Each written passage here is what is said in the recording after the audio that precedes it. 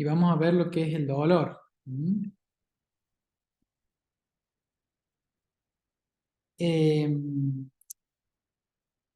el motivo de consulta más frecuente, chicos, el dolor, así que es algo que hay que manejar y manejarlo muy, pero muy, muy bien. ¿Mm? Dolor de cabeza, dolor de pecho es lo más frecuente que van a ver en la práctica diaria. ¿Qué es el dolor? Es una experiencia sensorial y emocional desagradable asociada a una lesión tisular real o potencial y, como les había dicho, es el síntoma más frecuente de consulta.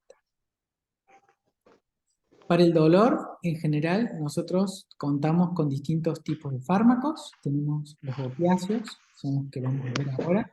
Les pido que cierren los micrófonos a los que los tienen abiertos y cualquier cosa, cualquier duda, lo abren y preguntan. Entonces, para el dolor tenemos opiáceos y antiinflamatorios no esteroideos, que son los que más usamos. Después tenemos anestésicos locales, anestésicos generales, que estos se usan para la cirugía, obviamente, anticonvulsivantes y antidepresivos, que estos dos grupos se usan para distintos tipos de dolores, sobre todo crónicos y sobre todo neuropáticos. Esto, ¿saben quién es? ¿Alguien que me diga quién es? ¿Lo conocen? Profe, Sí, disculpe, sí. hay varios chicos que están poniendo en el grupo que les pide un código para ingresar. No, no hay ningún código, no tengo ningún código. No. A ver, perdón.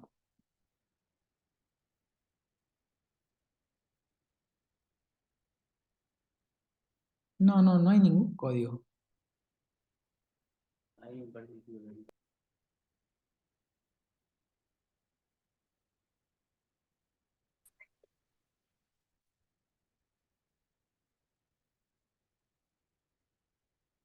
Igual estoy grabando la clase, así que no hay problema. Bueno, ¿Sí? No, no, no hay código. No es por Meet, es por Zoom. Yo estoy aceptando y el resto se unió sin ningún código. O sea, bueno, básicamente quien les mostraba antes acá era Morfeo. ¿Ah? Morfeo es el dios del sueño, ¿sí? Y por eso aparece dormido, y nosotros, quien más conocemos este, que es el Morfeo de Matrix, básicamente la morfina es la droga madre de toda esta familia, y salió mucho antes de que se usaba, muchísimo tiempo antes de que descubriéramos los receptores opioides, que son estos tres: el mu, que ahora se llama mor, el delta, que ahora se llama dor, y el kappa, que ahora se llama cor, ¿sí?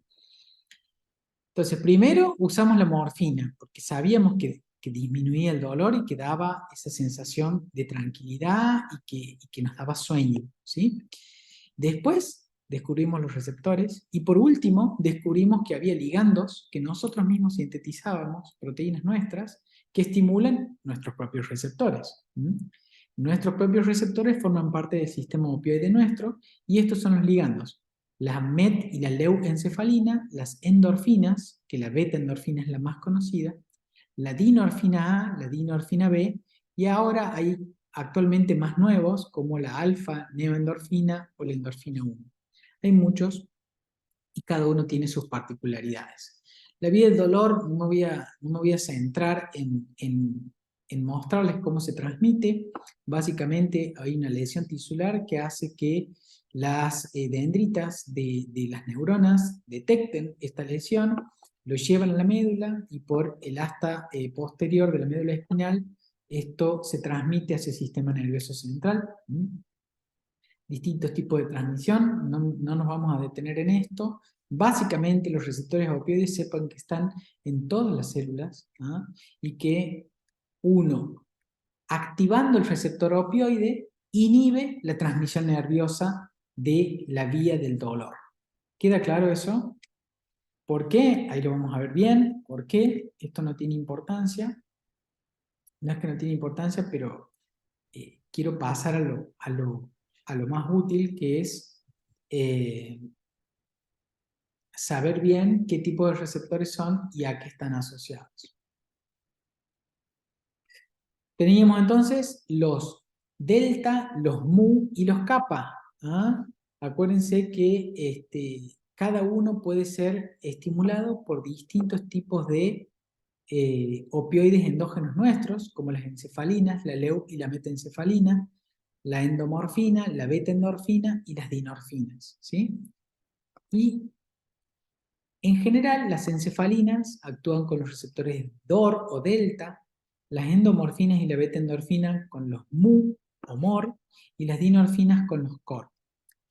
Los receptores delta están asociados a una proteína GI o G0, entonces si una neurona está transmitiendo un impulso nervioso doloroso y yo estimulo el receptor GI, voy a apagar esa neurona o voy a hacer que esa neurona tenga un umbral mucho más alto para despolarizarse. ¿Me siguen?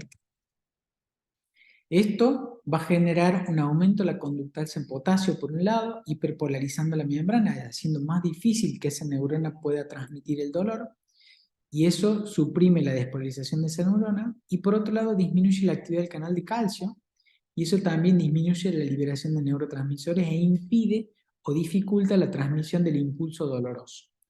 Los MOR actúan a través de una proteína muy similar, GI o G0, donde disminuyen la actividad de la adenyl-ciclasa y eso hace que haya menos AMP cíclico y menos proteinquinasa A. Y los COR o kappa actúan a través de una proteína G0 muy similar al DOR y disminuyen la actividad del canal de calcio y eso disminuye la liberación de neurotransmisores. El concepto es que el sistema opioide endógeno apaga las células encargadas de transmitir el impulso doloroso. Lastimosamente, no solamente están en la vía del dolor, sino que hay receptores opiáceos en un montón de otras localizaciones, lo cual nos genera reacciones adversas, ¿no? Fíjense, esto es para conceptos generales, los MU nos dan analgesia supraespinal y espinal, nos dan sedación, porque imagínense que uno apaga las neuronas y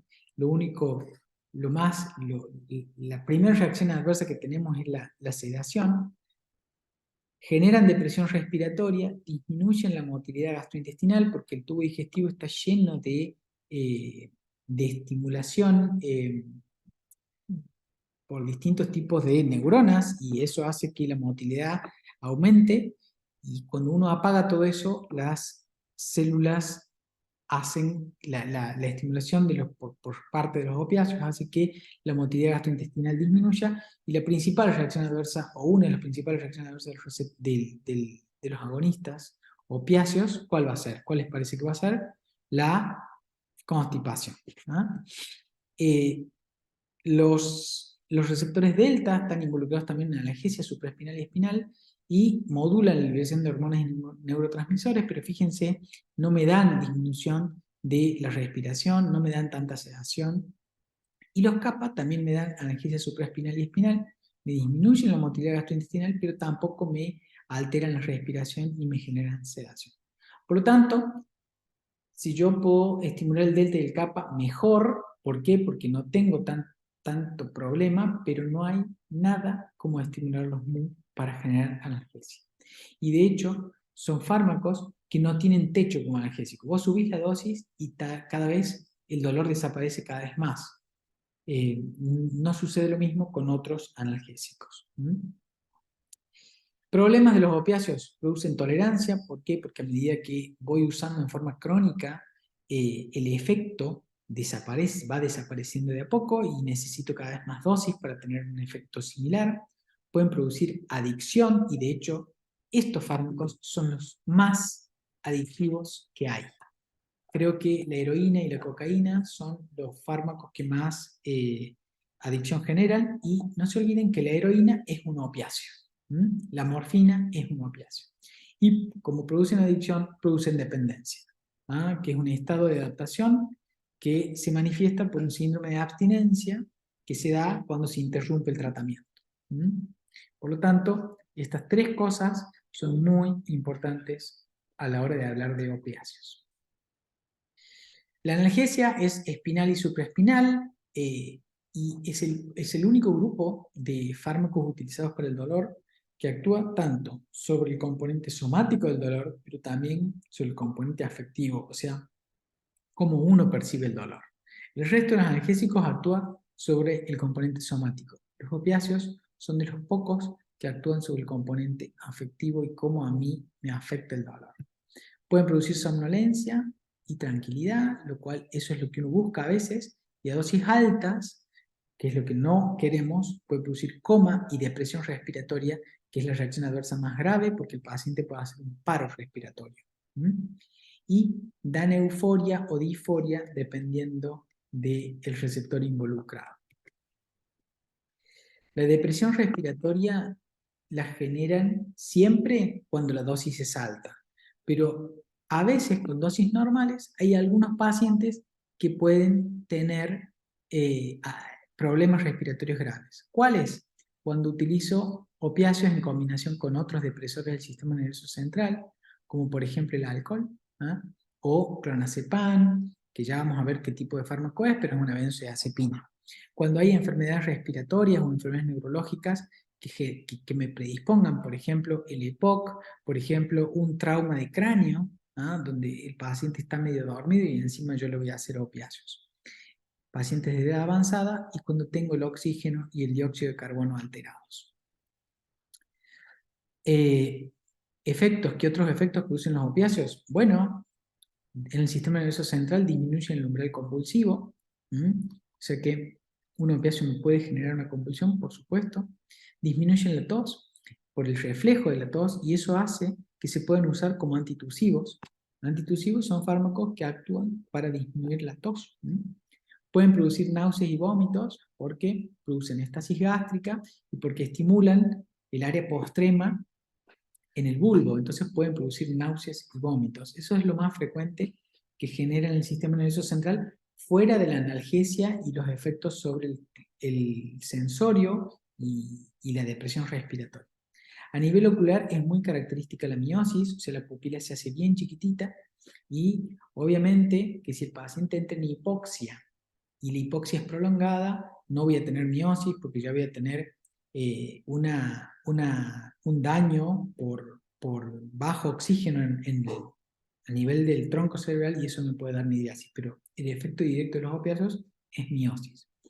Y a nivel hormonal producen una alteración hormonal importante, disminuye el cortisol, la testosterona, las gonadotropinas, aumenta la prolactina, disminuye la oxitocina y la ADH.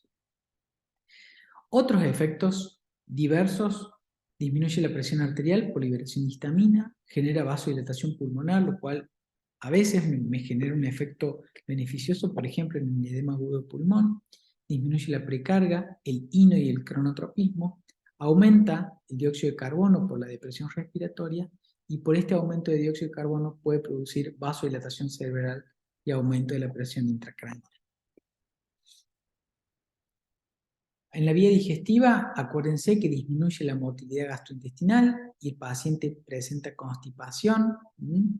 Puede producir espasmos de la bilis biliares y contracción del esfínter de Oddi, lo cual hace que a veces pueda haber dolor de tipo cólico biliar y contraen el esfínter de la vejiga, por lo tanto pueden usarse también como antimiccionales. Los opiáceos. El representante más importante es la morfina, por lejos. Es el fármaco más importante y con el que se comparan todos los otros fármacos. Es un agonista puro del receptor mu y de todos los receptores opiáceos. Si bien todos tienen que llegar al sistema nervioso central y por lo tanto todos deberían ser liposolubles, la morfina es uno de los menos liposolubles. Tiene metabolitos activos y se utiliza, como ustedes saben, para dolores moderados a severos, y en el edema agudo pulmón alivia la disnea y disminuye el tono vascular pulmonar, lo cual me puede ayudar. Se puede usar vía oral o vía endovenosa. ¿Cuáles son agonistas muy puros similares a la morfina? La codeína. La codeína es un agonista puro, pero es débil. Por lo tanto, se usa como antitusivo. Se puede transformar a morfina por el citocromo P450, pero el efecto contra el dolor es muy leve, y en general se usa como fármaco para controlar la tos. La heroína, que ustedes saben que se usa como droga de abuso, que también se transforma en morfina por metabolismo hepático, y otros agonistas muy parecidos a la morfina son la hidromorfona, la oxicodona, la hidrocodona y la oximorfona. Tener en cuenta al usar agonistas PUM-muros que atraviesen o no la barrera hematoencefálica, todos la atraviesan como corresponde, la morfina es la que menos lo hace, todos lo hacen. La edad del paciente, a mayor edad, mayor riesgo de eventos adversos. El metabolismo hepático, tengo que tener en cuenta que el paciente va a tener metabolitos activos y todas estas drogas se metabolizan por vía hepática, entonces tiene que tener un hígado que funcione correctamente, si no puedo tener reacciones adversas graves. La función respiratoria, porque sabemos que deprimen la respiración y pueden matar a un paciente. Si el paciente tiene lesión craneal por el efecto sedativo y de coma que pueden llegar a producir.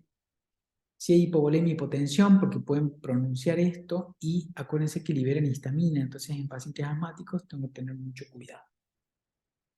El levorfanol, ¿qué es? Es un agonista también, pero es 7 veces más potente que la morfina, entonces tengo que tener mucho cuidado. La vida media es más prolongada, tiene un metabolismo muy lento, es agonista de todos los receptores, y un derivado del levorfanol es el dextrometorfano, que se puede usar como la codeína, como un antitusivo. ¿Sí? Otros agonistas son la meperidina y la loperamida.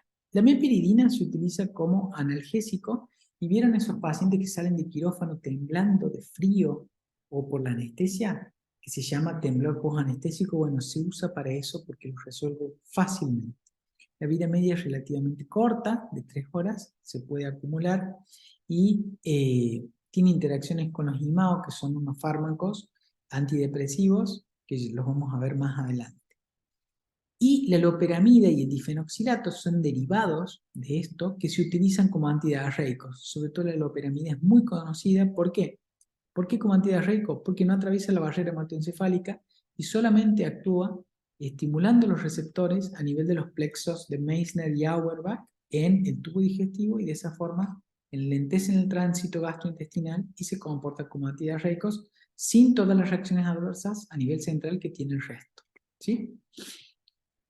El fentanilo y cualquier cosa que termine con fentanilo, como por ejemplo remifentanilo, sufentanilo, son fármacos agonistas puros de mucha potencia, fíjense, 100 o 1000 veces más potentes que la morfina, con una vida media muy cortita.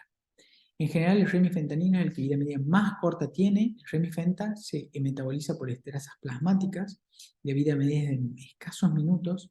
El fentanilo, la vida media también es cortita, ya tiene algo de metabolismo hepático. En general se usan para dolores severos o directamente para anestesia. ¿Por qué?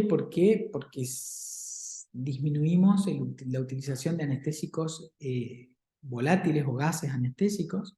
Se usan para adaptar a los pacientes a la ventilación mecánica. En general estos no liberan histamina, y la reacción adversa más frecuente es la depresión respiratoria. El tórax leñoso es un cuadro muy grave que se da por remifentanilo. Habitualmente cuando hay un bolo de remifentanilo, obviamente que estos fármacos se utilizan por vía exclusivamente endovenosa en infusión controlada. La metadona es muy importante.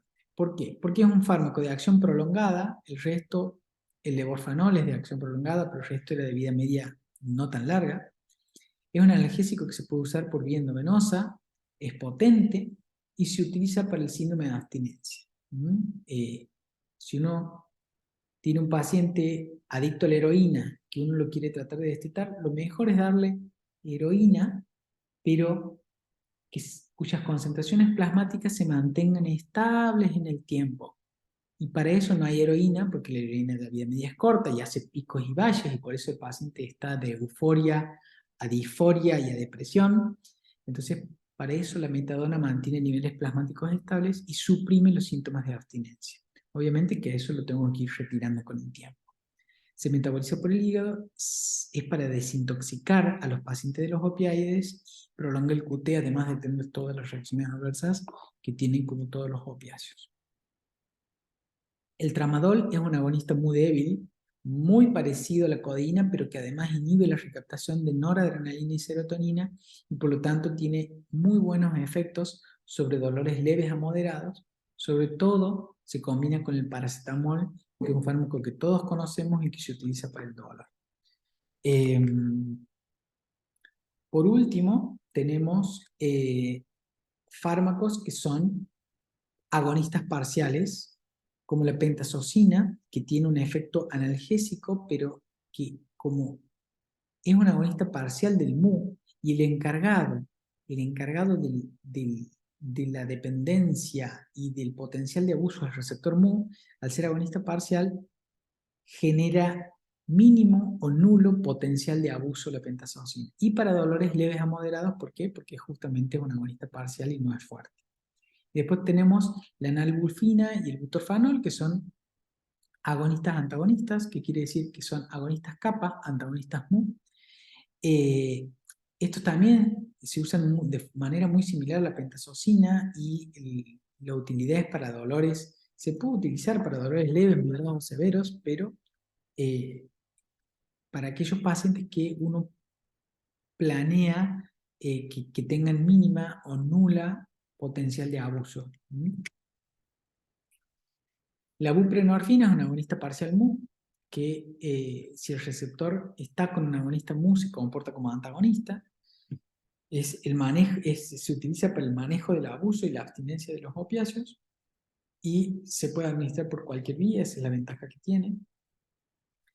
Y por último tenemos antagonistas. ¿Y para qué nos sirven los antagonistas? Para tratar las intoxicaciones. Acuérdense que con la metadona suprimimos los síntomas de abstinencia, pero si el paciente ha ingerido morfina de más o heroína de más y viene con una clínica de intoxicación por opiáceos, que es coma, depresión respiratoria y miosis. Acuérdense, la miosis, la pupila puntiforme, coma, que el paciente esté en coma, y depresión respiratoria, que esté en insuficiencia respiratoria, porque prácticamente no respira. Tenemos la naloxona y la naltrexona, que se utilizan por vía endovenosa, la naloxona, y la naltrexona se usa por vía oral, pero se utilizan para la intoxicación por los opiáceos y no mucho más. La escala del dolor, acuérdense que hay 3 pasos. El dolor leve a moderado, en general uno no usa opiáceos, podemos usar paracetamol, por ejemplo. En el paso 2, el dolor no responde a esto o es un poco más moderado. Ahí podemos usar algún opiáceo de acción corta, como la morfina o la oxicodona. Y los dolores intensos o dolores que no responden a lo anterior ya me exigen que yo utilice un opiáceo de liberación prolongada y o un opiáceo de acción corta. La escala del dolor está en todos lados. En general los opiáceos los usamos para el dolor, para la disnea, como ayudantes en anestesia.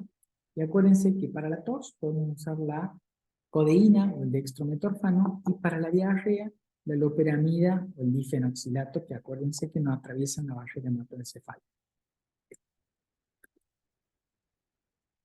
Bueno, ¿está más o menos? ¿Dudas de esto, chicos?